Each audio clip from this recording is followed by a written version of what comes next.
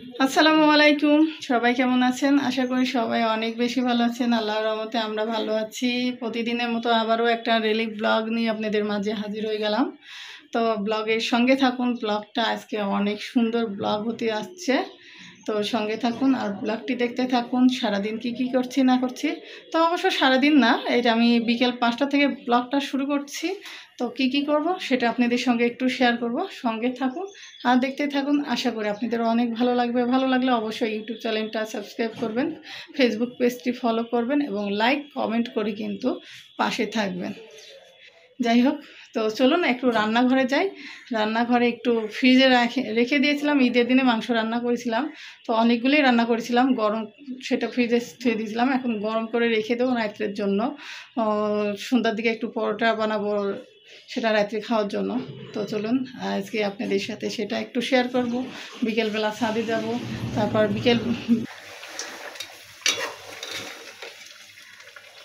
রান্না করা আছে। ফ্রিজে থেকে মাংসটা বের করে গরম করতেছি। এটা রান্না করা ছিল, ঈদের দিনে রান্না করে রাখছিলাম। তো এই মাংসটা রান্না করছি। আর এখন 5:30টার মতো বাজে, বিকেল।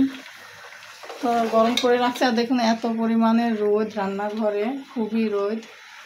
তো আমি গরম করে নিই। আর আজকের ব্লগটা শুরু করছি দুপুর থেকে তো না, বিকাল থেকেই শুরু করছি। তো আজকের ব্লগটা দেখতে থাকুন, আপনাদের ভালো লাগবে আশা করি। আর ভালো লাগলে অবশ্যই আমার ইউটিউব চ্যানেলটা সাবস্ক্রাইব করবেন, পেজটা অবশ্যই সবাই ফলো করে দিবেন, বেশি বেশি করে লাইক কমেন্ট করবেন। এই তো। আর ফ্রিজে রাখা হয়েছিল, এই জন্য একবারে জমে গেছে, লেগে গেছে। এটা এখন খুললে গা শান্তি। তো খুলতেছে আস্তে আস্তে, সবগুলি ছাড়িয়েছে। দেখেন একবারে শক্ত হয়ে লেগে গেছিল, জমাই গেছিল, সবগুলি ছাড়ি গেছে। আর অল্প একটু আছে, অল্প একটু এটা খোলা যাবে। যাই হোক, সঙ্গে থাকুন আর ব্লগটি দেখতে থাকুন, আপনাদের ভালো লাগবে।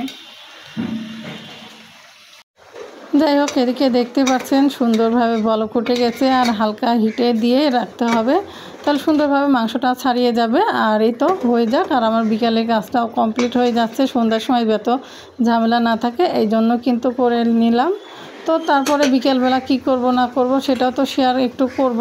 আর সন্ধ্যার সময় একটু সেমাই আর পরোটা বানাবো, তো সেটাও শেয়ার করব। ততক্ষণ আমাদের সঙ্গে থাকুন আর এই ব্লগগুলি দেখুন। কেমন লাগলো অবশ্যই কমেন্ট করে জানাবেন কিন্তু, আর সঙ্গেই থাকুন। তো এই তো সন্ধ্যার সময় একটু সেমাই রান্না করতেছি। তো দুধটা গরম করে নিয়েছি, চিনি, দুধ আর এলাচ তেজপাতা দিয়ে। তো ওগুলো উঠে ফেলা দিছি। এখন কিন্তু এর মধ্যে কিশমিশ আছে কিন্তু। তো একটু ঠান্ডা হলে সেমাই দিয়ে দেবো। আর এদিকে আবার পরোটা বানাবো। তো এখানে লবণ আর সামান্য একটু চিনি দিয়ে দিয়েছি। তো এটা দিয়ে পরোটা বানাবো। তো এটা ভালো করে মিশিয়ে নিই, তারপর একটু তেল দিয়ে দেব, দিয়ে পরোটাটা বানাবো।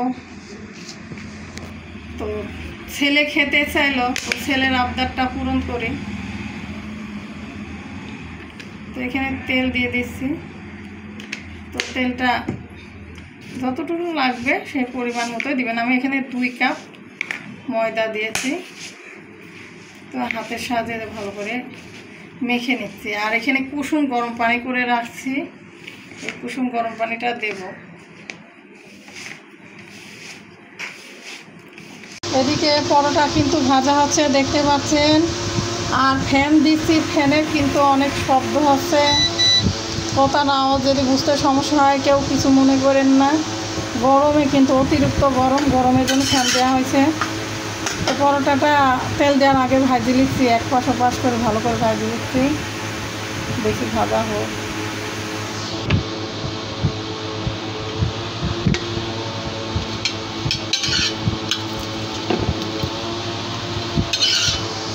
তো দেখতে পাচ্ছেন এপাশ ওপাশ করে উল্টে নিচ্ছি আর একটু তেল দিয়ে দিচ্ছি। আর সামান্য তেল দিতে হবে, যেহেতু তেল দিয়ে ময়দাটা মাখিয়ে নেওয়া, ওই জন্য অল্প করে তেল দিয়ে মেখে নিয়েছি। আর এই তো এদিকে পরোটা খাওয়ার জন্য চলে আসলাম। মাংস দিয়ে যে মাংসর ঝোল নিয়েছি আর খাওয়া শুরু করে দিছি অলরেডি।